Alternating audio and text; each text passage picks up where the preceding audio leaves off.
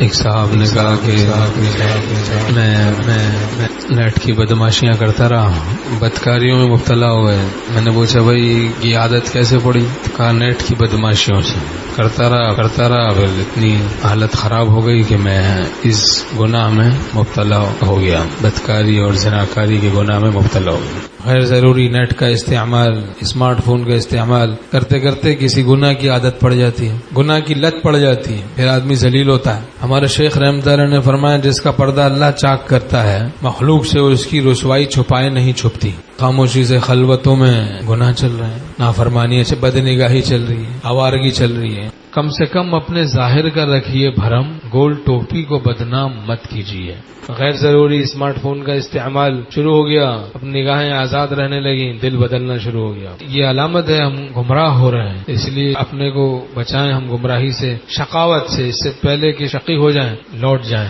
اگر جلدی توبہ نہیں کریں گے تو پھر شقاوت پکڑ لے گی. اللہ ہم سب کو شقاوت سے بچائے، سعادت نصیب فرمائے. تو بھائی ہوشیار رہنا چاہیے. شاید ہم ہی نفس آخری بوت ہو سکتا ہے یہی سانس آخری سانس ہو. اپنے خاتمے کے بارے میں ڈرنا چاہیے، کیونکہ انما الاعمال بالخواتیم، حدیث پاک میں کہ اعمال کا مدار خاتمے پر ہے. خاتمہ جیسا ہوگا پھر ویسے ہی معاملہ ہوگا. خاتمہ ایمان پر ہوگا تو بہت مبارک ہے، اور بے ایمانی پر ہوا، کفر پر ہو گیا، اللہ کی پناہ. اللہ ہم سب کو ایمان کامل پہ اپنے وقت پہ خاتمہ نصیب فرمائے، شہادت کی موت نصیب فرمائے، سعادت کی زندگی نصیب فرمائے. گناہ کرتے رہنے سے گناہوں کی پھر عادت پڑ جاتی ہے، پھر چھوڑنا مشکل ہو جاتا ہے. روز فجر قضا کر رہا ہے، اب اس کو پہاڑ کی طرح لگ رہا ہے اٹھنا. بھائی جہاں ایک دفعہ نفس نے کسی انداز سے طریقے سے دھوکہ دیا، دوبارہ اسی انداز سے ہرگز دھوکہ نہ کھائے. یہ طلب صادق کا تقاضا ہے. طلب صادق کا تقاضا، اللہ کی طلب سچی ہو اس کا تقاضا ہے. ہمارے شیخ رحمۃ اللہ نے فرمایا ایک دفعہ بکو گے بار بار بکو گے. ایک بد نظری کرتا ہے آدمی اور دو چار بد نگاہی جاتی. اپنے اوپر اعتماد کرتے ہیں، اعتماد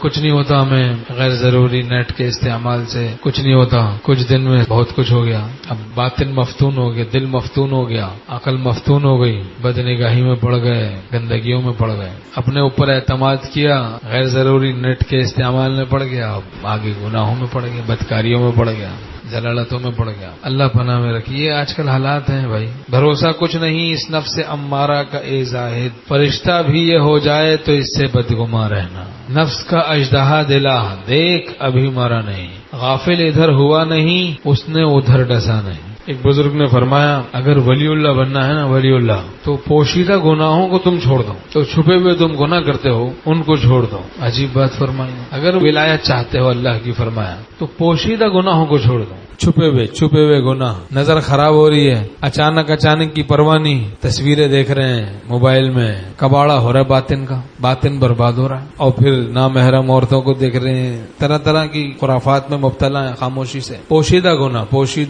اس نے کنڈا کیا ہوا ہے. اسی کی وجہ سے ہم اللہ کے راستے میں چل نہیں پا رہے ہیں. وَذَرُوا ظَاهِرَ الْإِثْمِ وَبَاطِنَهُ، اللہ فرماتا ہے ظاہری گناہوں کو بھی چھوڑ دو، باطنی گناہوں کو بھی چھوڑ دو. تو یہ باطنی گناہ ہم نہیں چھوڑتے ہیں، باطنی گناہ نہیں چھوڑتے، ظاہری گناہ نہیں چھوڑتے، بعض باطنی گناہ بھی نہیں چھوڑتے. انہی گناہوں کی نحوست سے ہم ولایت اور تعلق مع اللہ سے محروم ہیں. ڈھیلا ڈھالا تعلق ہے، ڈھیلا ڈھالا. لوگ ہم میں سے جو تعلق مع اللہ سے محروم ہیں اس کی وجہ یہی پوشیدہ گناہوں میں ابتلا ہے. ظاہر میں تو بزرگ ہیں، پیر صاحب ہیں، حضرت صاحب، پیر صاحب، مولوی صاحب، استاد صاحب، اور اندر میں گندگیاں چل رہی ہیں. ہمارے شیخ رحمۃ اللہ نے فرمایا اگر ایک اسکرین لگی ہوتی ماتھے پر جس میں باطنی خیالات چل رہے ہوتے ہیں تو کوئی منہ بھی نہ لگا تھا. حضرت حاجی امداد اللہ مہاجر مکی رحمۃ اللہ نے فرمایا اگر خدا ہمارے اترے پترے کھول دے تو لوگ اینٹ پتھر ماریں.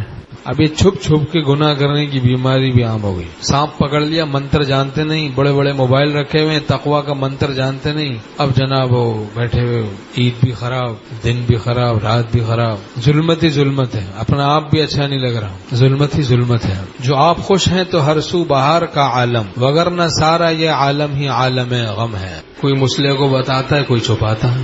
رہتے ہیں ساتھ مگر ساتھ نہیں ہیں. دامن پہ گرے باں پہ بھی تو ہاتھ نہیں ہے. کہ صحبت میں تو ساتھ رہے لیکن ساتھ نہیں ہیں. نیٹ کی بدماشیاں نہیں چھوڑتے، اپنے اوپر بھروسہ نہیں چھوڑتے، خلوت میں بس ادھر ادھر آوارگی میں مبتلا ہوئے. جو کرتا ہے تو چھپ کے اہل جہاں سے، کوئی دیکھتا ہے تجھے آسماں سے.